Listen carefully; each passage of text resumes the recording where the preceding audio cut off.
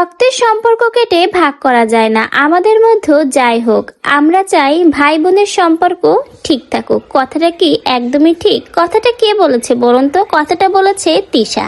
হ্যাঁ viewers, recently তিশার ID টিয়া পেজ থেকে এই পোস্টার শেয়ার করা হয়েছে। এখন একটা জিনিস খেয়াল করলে দেখবেন, বেশ কিছুদিন যাবতই কিন্তু তিশা তার বিভিন্ন আইডি থেকে আয়েশ এবং আলিশাকে নিয়ে বেশ কিছু পোস্ট শেয়ার করছে, এমনকি তাদের ছোটবেলার ভিডিও শেয়ার করছে।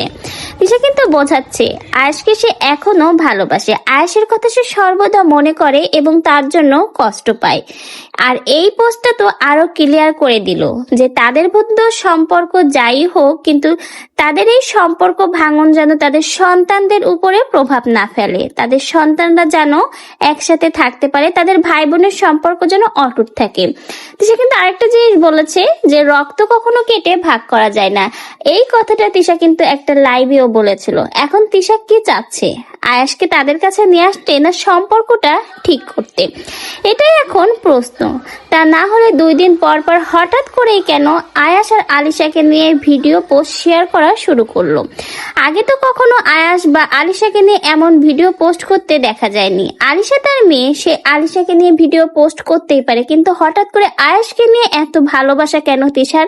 এর ভিতরে কি আদেও কোনো ঘাবলা আছে? কারণ আয়াশ চলে এসেছে প্রায় 6-7 মাস হলো।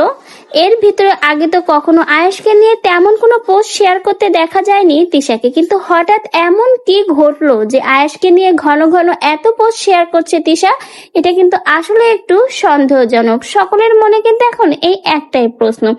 অন্যদিকে আয়েশকে নিয়ে ইদানিং এত পোস্ট এত ভিডিও তিশা শেয়ার করছে, সেটা দেখেও আখি কোনো কিন্তু রিপ্লাই করছে না। আখি কিন্তু একদম এ বিষয়ে চুপ।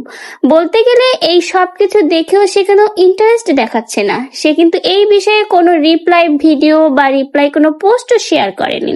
এর মানে কি? এমনকি আখি একটা লাইভে বলেছিল আলিশা তার কিছু হয় না, তাহলে আলিশার ছবি কেন সে দেওয়ালে টানাবে? এখন এই 2 সতীনের মধ্যে কি চলছে বলুন তো? একজনের দিনের পর দিন সন্তানদের নিয়ে ভিডিও পোস্ট শেয়ার করছে, আর আরেকজনে একেবারেই চুপ।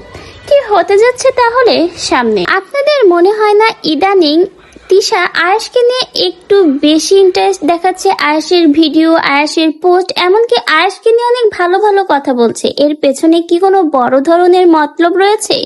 কি চাচ্ছে তিশা? আয়েশের সাথে আবারও সম্পর্ক জোড়া লাগাতে?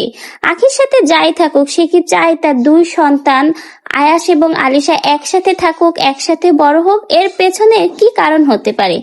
আদেও কি সত্য এগুলো মন থেকে বলছে তিশা, না কোনোভাবে আহাত তার উপরে চাপ সৃষ্টি করছে যেন আয়াশের নাম বলে, আয়াশের কথা বলে আখিকে আবারও ফিরিয়ে আনতে পারে? অনেক অনেক প্রশ্নই কিন্তু এই পোস্টগুলো এবং এই ভিডিওর মধ্যে রয়ে যাচ্ছে।